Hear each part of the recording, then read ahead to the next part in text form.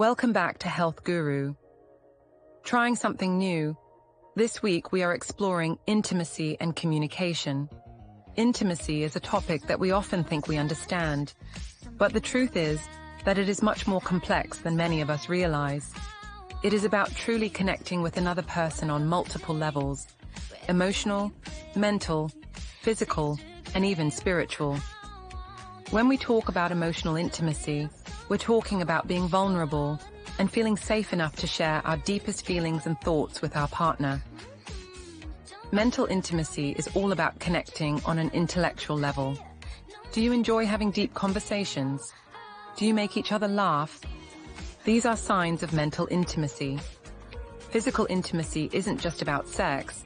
It's also about simple acts of closeness, like holding hands, hugging, and cuddling. And finally, spiritual intimacy is about sharing a sense of purpose or meaning in life, which might involve shared religious beliefs. It can also mean that your values and goals in life are aligned. Now, here's the thing. Intimacy can't exist without good communication, and, unfortunately, this is where many couples struggle. It's so easy to fall into common communication pitfalls, like assuming our partner knows what we need without us having to say it. Who here has been guilty of that? I know I have. We also sometimes avoid difficult conversations, but remember, addressing conflict is essential for growth. And perhaps the biggest pitfall of all is not actively listening to our partner. It's so easy to get caught up in our own thoughts and feelings, but we need to make a conscious effort to really hear what our partner is saying. So, how can we communicate more effectively?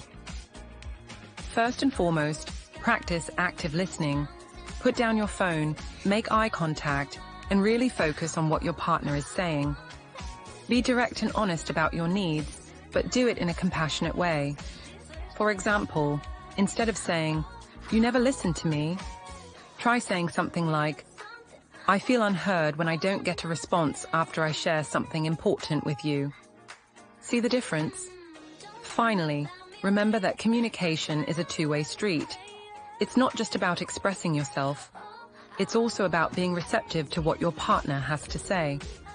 That's all for this week's episode of After Dark Dialogues. Tune in next week when we'll be discussing how to keep the passion alive in your relationship. Don't forget to like and subscribe.